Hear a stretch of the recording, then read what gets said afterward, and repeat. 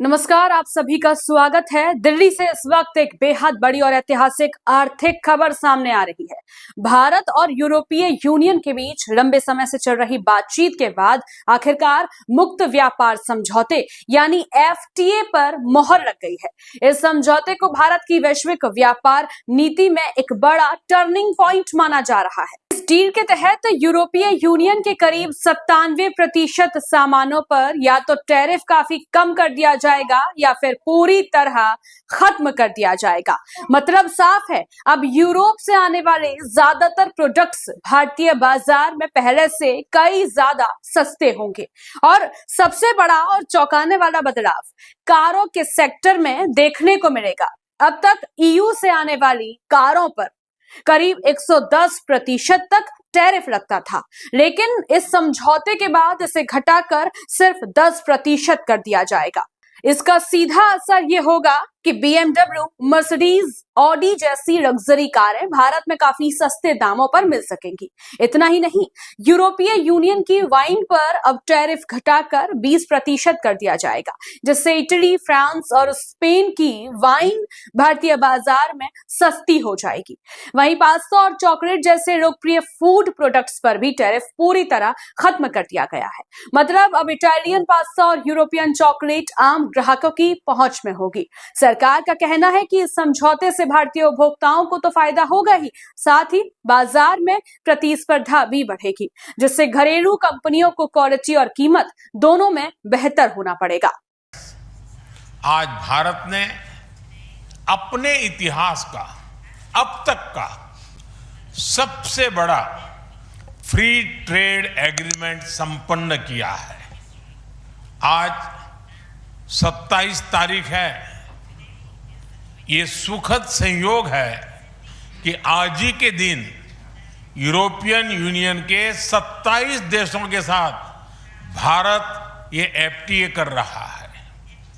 यह एक ऐतिहासिक समझौता हमारे किसानों, हमारे छोटे उद्योगों, इसके यूरोपियन मार्केट तक पहुंच आसान बनाएगा, मैन्युफैक्चरिंग में नए अवसर पैदा करेगा और हमारे सर्विसेज सेक्टर के बीच सहयोग को और प्रबल करेगा।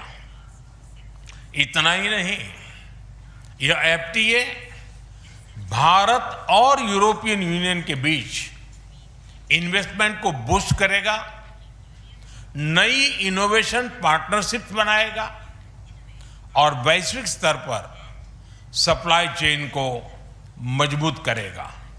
यानी यह सिर्फ ट्रेड एग्रीमेंट नहीं है, यह साझा समृद्धि का नया ब्लूप्रिंट है। फ्रेंड्स, इस महत्वाकांक्षी एफटीए के साथ साथ हम मोबिलिटी के लिए भी एक नया फ्रेमवर्क बना रहे हैं। इससे भारत के स्टूडेंट्स, वर्कर्स और प्रोफेशनल्स के लिए यूरोपियन यूनियन में नए अवसर खुलेंगे। साइंस एंड टेक्नोलॉजी में हमारा लंबे समय से एक व्यापक सहयोग रहा है। आज हमने इन महत्वपूर्ण लिंकेजेस को भी और मजबूत करने का निर्णय लिया। मोदी ने कहा, सुरक्षा और रक्षा साझेदारी किसी भी रणनीतिक रिश्ते की नींव होती है। आज हम इसे और मजबूत कर रहे हैं। उन्होंने बताया कि इस समझौते से आतंकवाद के खिलाफ लड़ाई, समुद्री सुरक्षा और साइबर सुरक्षा में सहयोग और गहरा होगा। रक्षा और सुरक्षा सहयोग किसी भी स्ट्रेटेजिक पार्टनरशिप की नींव होती है और आज हम इसे सिक्योरिटी एंड डिफेंस पार्टनरशिप के जरिए औपचारिक रूप दे रहे हैं। इससे काउंटर टेररिज्म, मैरीटाइम और साइबर सिक्योरिटी में हमारी साझेदारी और गहरी होगी। यह रूल्स बेस्ड इंटरनेशनल ऑर्डर के प्रति हमारी साझा प्रतिबद्धता को भी बल देगा। इंडो पैसिफिक क्षेत्र में हमारे सहयोग का दायरा और बढ़ेगा और इसके साथ हमारी डिफेंस कंपनियां को डेवलपमेंट और क्रॉप प्रोडक्शन के नए अवसर साकार करेगी। फ्रेंड्स, आज की इन उपलब्धियों के आधार पर हम अगले 5 वर्ष के लिए एक और भी एम्बिशियस और होलिस्टिक स्ट्रेटेजिक एजेंडा लॉन्च कर रहे हैं।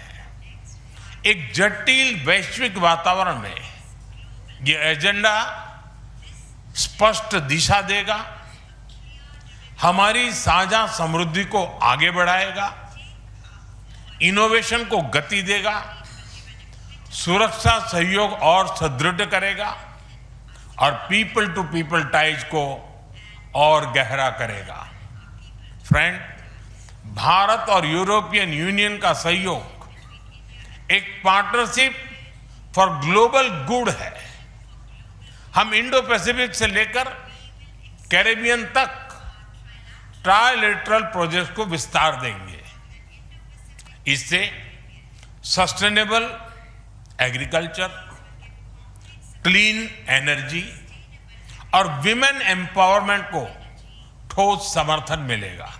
यानी साफ है, भारत अब सुरक्षा और रणनीति के मोर्चे पर दुनिया के साथ कदम से कदम मिलाकर चलेगा और हर चुनौती का डटकर मुकाबला करेगा। देश की हर बड़ी खबर को जानते रहने के लिए देखते रहिए रॉयल बुलेटिन। वीडियो को लाइक कीजिए, चैनल को सब्सक्राइब करना मत भूलिएगा।